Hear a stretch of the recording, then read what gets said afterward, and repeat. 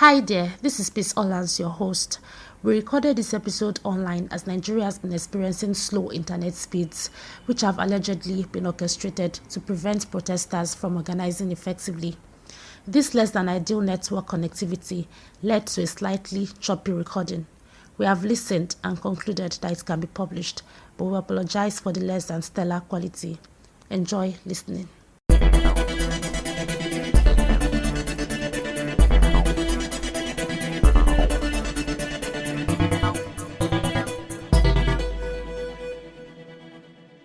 Okay. Hello, everyone. Welcome to The Week Ahead, a podcast by SBM Intelligence. I'm your host, Pisolans, and every Saturday we look at some stories shaping our continent. First, we turn our focus to Nigeria, currently engulfed in waves of protest, causing unrest and deaths. As citizens take to the streets, we will explore the roots of this protest and their impact on the country's future. Next, Nigeria's oil sector is facing a crisis of confidence. A dramatic decline in foreign investment is threatening the economy. Despite President Tinubu's directive for the NNPCL to sell crude oil locally to the Dangote refinery, the future of the oil industry is still fraught with challenges. We will discuss this issue in detail. Finally, in Ghana, a landmark legal decision criminalising same-sex relations has sent shockwaves through the country, especially the global LGBTQ plus community. We will explore the implication of this colonial-era law on human rights in the West African country. Joining me for insights on these critical stories are Stanley Kechuku, Head of Operations at SBM Intelligence, and Isaac AJ, an analyst at SBM Intelligence. Welcome, Stanley and Isaac. Thank you. Thank you for having me, please. Yeah, thank you. So I'm going to direct the first question to Stanley. Thinking about or talking about the protests in Nigeria, what specific issues are the protesters addressing? What is the current atmosphere in the country? What led to this recent protest? Thank you for having me once again. We all know that Nigeria election, we saw a new government coming in 2023. The outcome of that election was contestable. It ended in a Supreme Court decision. The previous government had made a lot of mess. The previous government made a lot of mess in the Nigerian economy. The new government taking over was also a part of the previous government because it's the same political party. So handing over to this new government, the new government is coming out to say, oh, a lot of things have gone wrong. Yes, we know a lot of things have been going wrong, but the problem has been that while the old government was in power, that's the Buhari's government, this same Buhari government out, even though the Buhari government was sabotaging the entire country. The Nigerian economy was being sabotaged. But this present government, that's the Tinubu government, kept quiet. I remember I watched an interview and President Tinubu was asked during Buhari's tenure that what high down well, and everything is going well, that people should relax and all of that. How come just under how many months you're saying that this same government that you said was doing well did mess the Nigerian economy up? Now, fast forward to what are the issues on ground that is causing this protest? Standard of living, as people are always saying now, standard of living is killing the living. The naira has been devalued. Fuel subsidy was removed without properly consulting and properly understanding the effects of fuel subsidy removal. In every country, if you look at every country that is working, power is very, very important to the progress of that country. We do not have 24 hours power supply. Most businesses sustain their businesses using alternative source, that's generating source. Now you remove fuel subsidy, making cost of production go up, cost of transportation go up. These are all effects that would fall back at the end to the common man. The common man's salary has not gone up for years. The common man's standard of living has not gone up for years. But On the other side, the politicians are doing vibrantly okay. They are doing very fine. They are living very healthy. Now, people are complaining. Insecurity is a big issue. The FX issue is there. The food inflation is there. The normal inflation is there. Unemployment is there. A whole lot has gone wrong. Nigeria seems not to be working and people are complaining. This has led to the same protest. The government is saying, tighten your seatbelt. Any sensible government should be at this point understanding that if you're asking the citizen to endure or to fasten their seatbelt and you are driving without a seatbelt, then it does not make any sense. People are complaining they cannot eat, they cannot feed, they cannot transport themselves. The current minimum wage that was passed, you will notice that you end up spending more than 70% of it on feeding. Nigerians spend 90% of their income on feeding. It does not make any sense. You guys, the present government, they are buying. They recently bought a new private jet for the president, costing over $110 million. They built a new house for the vice president, almost 19 or $21 billion. Aso Rock maintenance, feeding money for the president and the vice, running into 5 billion. Another 40 billion just to maintain the lifestyle of the vice president and the president. It does not make any sense. And you're telling Nigerians to endure while you're also while you are enjoying. So that's the reason why people came out to protest to say enough is enough. We've had enough of it. We want our own standard of living to also change. There are key things that the people are saying: end bad governance. And you campaigned on certain grounds. Where are those things? We're not seeing the effects. And the people are saying, come out to show us proper direction. Let's know that if you're saying we should follow this path, we will get to the right destination. It's not we'll get to this point and you tell us, no, no, no, no, it's not this point. Nigerians don't want that anymore. Enough of the suffering. That's what we're saying. An end to a bad government. Okay, I'm still going to come back to you, Stanley, but I just want to quickly ask Kofi this question. So, recently we heard of a court ban on the planned protest dubbed the Gen Z demo, like in Ghana. So, what is the current state of things right now? Are people still planning to go ahead with that protest? And what were the legal justifications for that particular ban? Well, in fact, if you enter most African country, the first impression you get is frustration. I mean, people are frustrated. They are tired of the current democracy that is not really bringing any form of goodwill to the people. So we've moved from the era of coups now to the era of protests.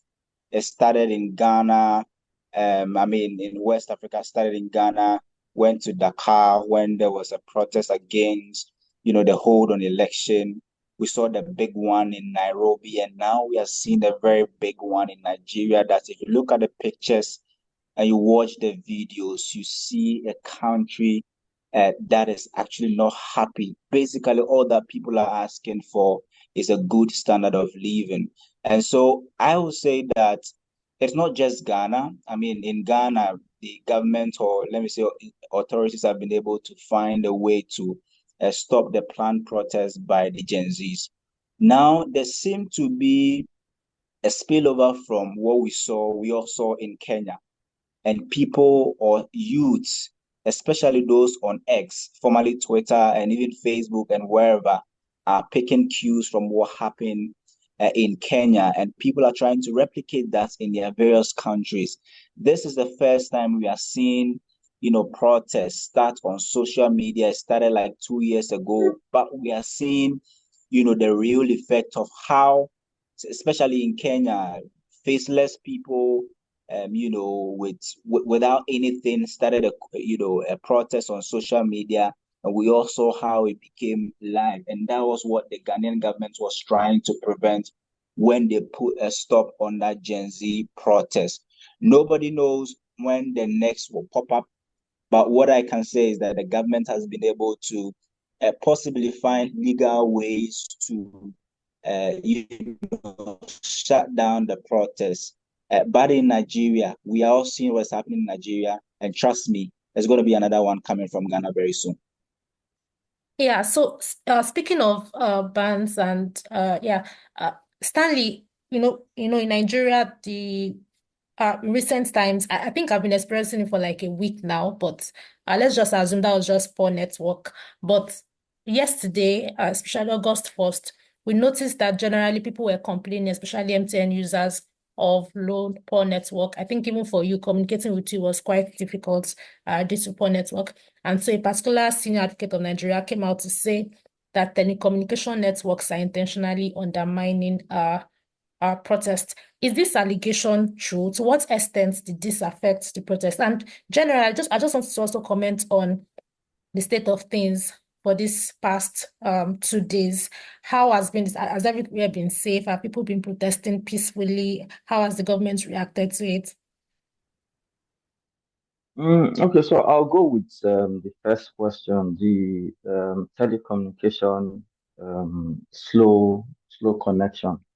Well, the senior advocate of Nigeria who said that would have probably made some findings on his own part. There are things that I really do not have the first answer to, which is I don't know if it was a deliberate action by the government to slow down internet connectivity, but you cannot also not agree with the SAN, because why is it when people decided to protest that the internet connectivity all of a sudden began to work so slow? So we must also look deep down to understand what are the strategies that the government is using to actually win this protest. Because again, it's been very clear, governors, senators, and even people within the presidency have come out to say, why are Nigerians protesting? Recently I saw something from Premium Times about the Senate president who says, if you guys keep protesting, we'll keep eating. Very insensitive comments at points like this. So it's not going to be far-fetched to say that the government has a hand in the reason why internet connection has been slow. They call it strategy, but part of the strategy was to slow down. Twitter, for example, X, is a very big platform, and almost every protest that has kicked off and stayed going in this country somehow started from X, from Twitter. So I think it was a deliberate action to slow down the internet protesters, because they would always ginger or give more push or more vibe to the people on ground. So it was a deliberate action, and I would say they succeeded to some extent. Communication wasn't going properly for the August 1st when the protest started, and a lot of us actually witnessed, this slow communication that also affected every other part of our lives that required that we needed the internet to access it. Yeah, so I think the government has a hand in it. Then, if you talk about how has the protest been going, we have six geopolitical zones now. We've been doing some markings around there. What we've noticed is that in all of the southern Nigerian states, that's the south, the southeast, and the southwest, the turnout was around average, and security situation was also under control, except for states like Lagos and Imo State that witnessed very high outpour of protesters, and it was hot in some parts of those states. Then in northern Nigeria, the outcome was quite massive. A lot of people turned out. It was just about maybe states like Jigawa, states like Bauchi, states like Katsina, and I think Gombe. They actually witnessed very low, average turnout. Unlike the other northern states. Kano was hot, Niger was hot, Borno State was hot, Kaduna was also hot. A lot of the other northern states too was hot, but as it stands now, there are few security situations. There were bomb blasts. Bomb blasts went up in Borno State, and I think in Niger State also. There's been casualties too, but we hope that it doesn't exceed or extend beyond this. And if we look at it very well, I think the police have also been very cooperative. We've seen in places like Ugeli where the police were even dancing with the protesters. Also in Ojota, we saw some of the protesters trying to address the police, and the police actually listened to them and allowed them to protest peacefully. So in all, I think it's been peaceful to a large extent. All right, that's good to know. So, Isaac, do you think it is wise for the government to ban protests, either through legal means or through, the strategic way means we talked about right now, which is low internet connectivity? Is this a reasonable approach to addressing public concerns? Will this strategy effectively resolve all the underlying issues? Definitely not. I mean, when you keep banning protests in pockets, what you are essentially doing is to indirectly amalgamating everything to happen once without you even knowing.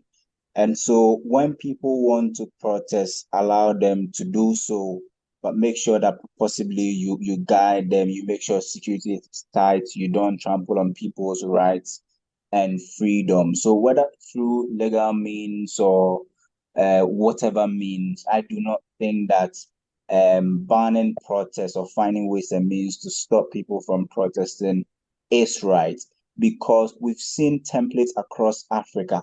And just like Stanley said, I think that the common denominator here is the standard of living, the cost of living, the rising cost of living, energy. Now we are talking about telecommunication, and even not to even talk about food and transportation.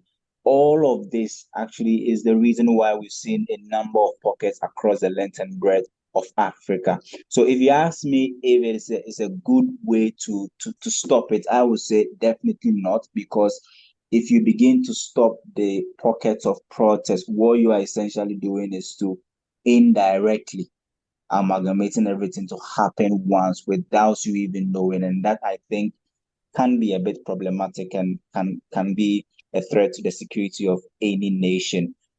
It's good African governments should, I think, embrace protest rather than coups. We've seen, the shift from the coups now to protest. Why are people protesting? They want things to be done right. And so it's not to overthrow any government or to cause any form of commotion. For instance, in Nigeria, I think the deadly have learned, and even the police people have learned, that it is not about you brute force. And just like Stanley said in this submission, you can see that police have learned from that incident and allow people to protest. They are not happy about something. All you have to do is find a solution. And I think that presidents should start learning from what happened in Kenya, where right after the protest, what we saw was a big decision by the executive, which is the president. And I mean, he made decisions that has actually calmed the nerves of the Kenyan citizens. African leaders must learn from this. If you restrict people from protesting, by the time you realize, it can turn into a coup. All right, thank you. Thank you, Isaac. So we'll move to the next story, which is basically about capital investments in the oil industry.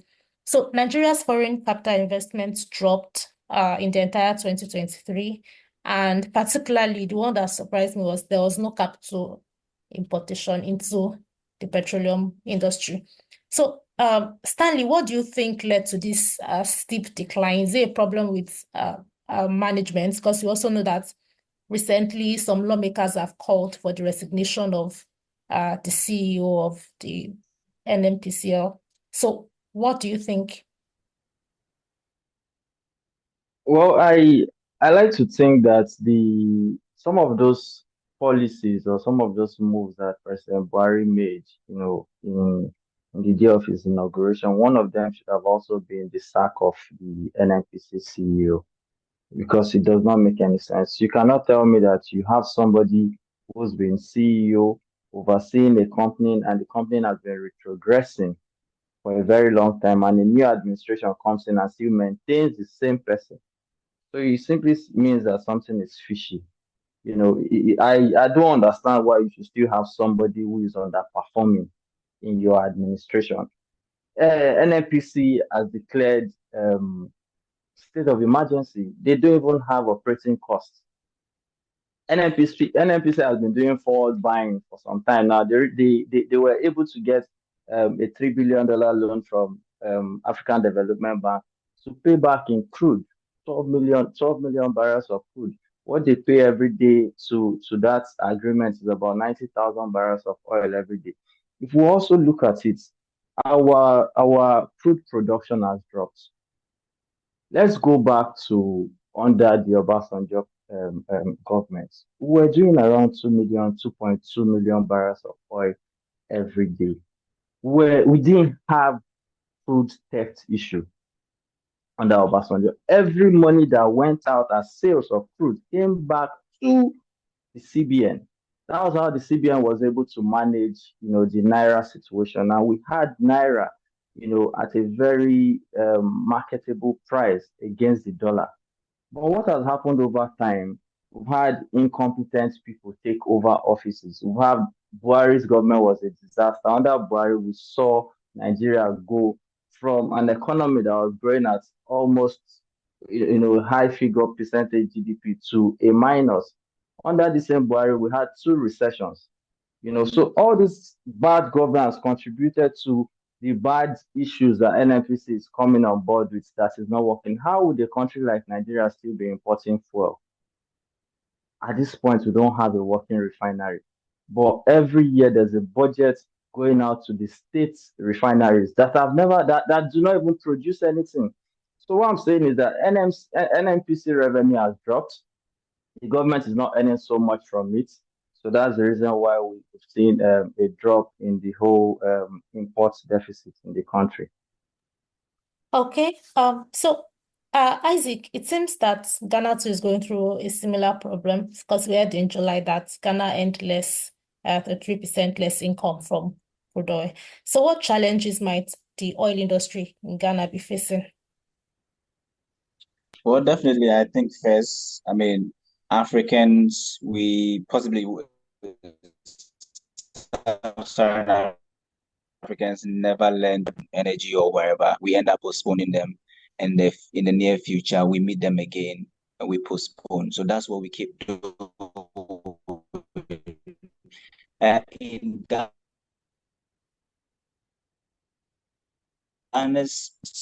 we tend not to even benefit more than even 15% of whatever that is exported as crude from this country. And so we are able to export about $7 billion, over $7 billion of crude every year. And guess what? Ghana earns, paltry, I think 13% of that amount. And you ask yourself, 13% of $7 billion is so small. And what happens is that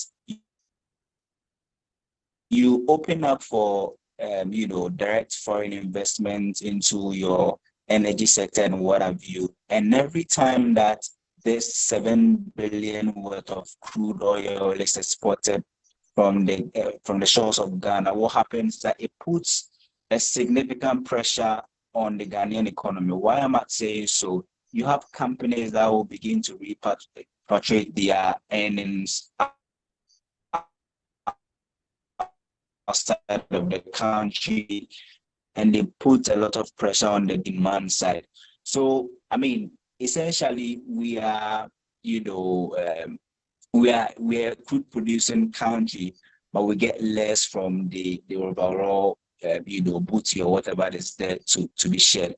And so, majority of Ghanaians don't even feel the impact of the crude oil that we started exporting in commercial quantities in 2011. We've done this for over a decade. And I can tell you that the impact has not really been even significantly different than when we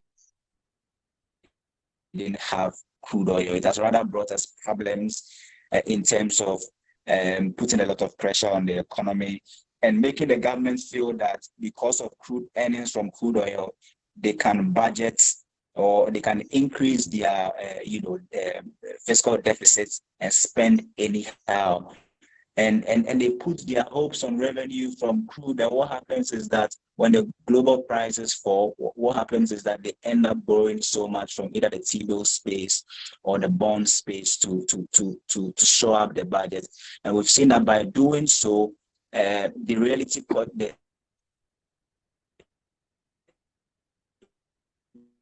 they actually faced the reality in 2022 where they had to do a debt restructuring because government of Ghana's debt became so unsustainable that it could not go ahead with such a huge debt burden going forward. And so if you ask me about crude, we just have it, but the impact has not been really been felt by the ordinary.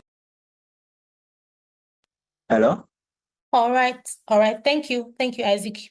Yeah, so Stanley, there was a recent dispute between the Dangote refinery and the oil regulator and NNPCL. And now we have come to this point where the president has directed the NNPCL to sell crude oil to the refinery in Naira. And some see this as a positive step towards economic growth, while some have reservations. What are your thoughts on this? Do you think it will positively or negatively impact the Nigerian oil industry? I think it's a big move in the right direction, because problem started when fuel subsidy was removed. The Nigerian economy is largely dependent on external power, not government power, to generate, the much needed light in your homes and at the factory. So when fuel subsidy was removed, it affected cost of transportation also. Cost of transportation affected every other thing. Cost to move goods and services generally. It also affected the input of industries and manufacturers, because when they buy petroleum product at a high cost, it would most definitely affect the final price of their product. So this is something that the government should have thought of long time ago. There's been an agreement, dating back as 1980, that the government would always reserve around 445,000 barrels of crude for local refining, the four local refineries, and that agreement has been there. But Dangote is also an indigenous industrialist, who built a refinery, one of its kind, But this agreement should have also worked for him. I don't know why it took so long, and a lot of back and forth and calling out of the government, calling this one out, calling that one out before this was done. If this works, then it makes sense that we'll begin. I'm not saying that because he will be getting this in Naira, it means that fuel price will drop. But I think over time, or even if we have a stable price, that we know that in the next 2, 3 years, we're sure that fuel price is this stable. People can use that to actually plan, their production cost, and plan their businesses properly. At least we know that the price is stable. Since this administration came in up until today, fuel price has gone up. Maybe, the market is deregulated, so people even sell at whatever price they sell. NNPC is the only filling station that still sells at that price, because NNPC is the only or sole importer of petroleum in this product. Every other filling station sell at whatever price that they are buying, to mark up for their profits. So I think this move is the right move in the right direction at the right time. We're hopeful that, the whole situation will begin to work out for good. All right, thank you. So, Isaac, we're moving to the third story, which is about the recent ruling of the Ghana Supreme Court on same-sex or gay sex. So apparently, the Supreme Court upheld the 1960 law criminalizing gay sex. So, Isaac, what do you think? How have people reacted to this court ruling? What's the general perspective on same-sex marriage in Ghana? Are people warming up to the idea, or are Ghanaians largely adverse to it? Well, even before this very court ruling, if you sample 10 out of, every 10 Ghanaians, you find 8 of them opposed to same-sex marriage. And this according to the Afrobarometer, report. And so Ghanaians aren't really accommodating in terms of same-sex marriage. But we know that in the last 2 or 3 years, there's been deliberate efforts by some institutions and organizations to probably make people understand that LGBTQ plus activities possibly is not a death sentence or anything, and how people can accept such people into the community. But beyond the human rights aspects and acceptance and what have you. There's a political element in this whole same-sex marriage, issue. Now, in 2015, let me say 2014, 2015, when this issue started evolving in Ghana, and that was a time that the Eswal Mahama administration was in power. They felt it was not an issue worth the discussion by the nation, or it catch the attention of the nation. But it's the same government that now is pushing the current government to pass a law against same-sex marriage.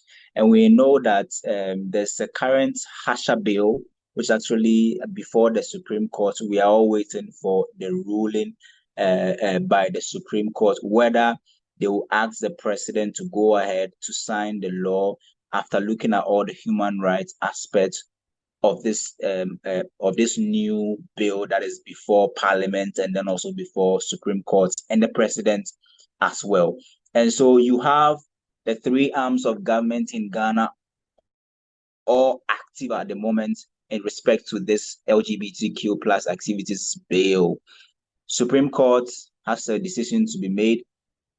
Parliament is awaiting a decision by the legislature, which the bill is currently before the president, who says he will not take any action until there's a final ruling from the Supreme Court. If you talk to any ordinary Ghanaian, I think that Ghanaians are not really okay with the idea of possibly accepting same-sex marriage. Ghanaians are actually against it. They are really against it. And both political parties are aware, especially the opposition party is aware that if they are able to play their game well, they can gain a lot of political capital from this, because they've tried to paint the current government as a government that promotes same-sex marriage. And that's actually funny in terms of using that to gain political capital. The opposition leader, John Dramani Mahama, has been outright saying he is against same-sex marriage. And if he's voted into power, there's no way he's not going to pass that bill. He's going to give his support to that bill and pass a law to make sure that same-sex marriage is a thing of the past in Ghana. When he made that statement, I think 3 or 4 months later, we also saw the current flag bearer of the current government, which is Dr. Mahmoud Bawumia, also coming out to say that he is also against same-sex marriage. And so both political parties are aware of the capital involved, and everybody is trying to play their game so well not to possibly anger the people of Ghana, and then also play the game well, not also to paint a bad picture about themselves in the international space. So it's a dicey situation for Ghana on the human rights aspect, and then also a very key determinant in the upcoming 2024 general elections. All right. Thank you. So Stanley, what has been the reaction from international organizations to the current stance of African countries on same-sex marriage? Because I know that, for example, Ghana, it has been said that Ghana will suffer serious consequences, economic consequences, if it does not support or endorse it. Can you give us any comment on that briefly?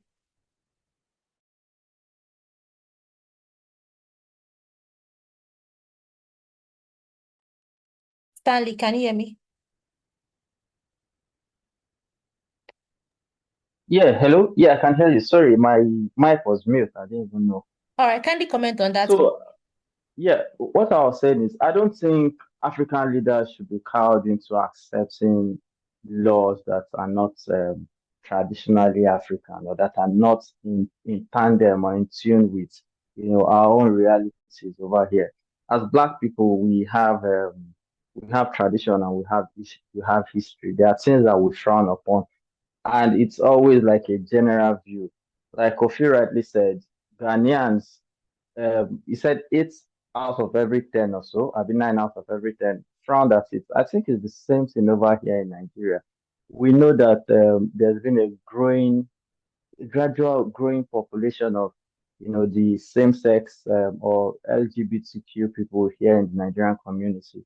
But I don't think African leaders should be allowed or should fall for that trap. What is not good is not good. If the African, on the African context, if we say we don't want it, we don't want it. I don't think we'll ever be able to force, the Western community or the Americans and the likes to also accept our own cultures and norms and, make it effective as a law in their own place.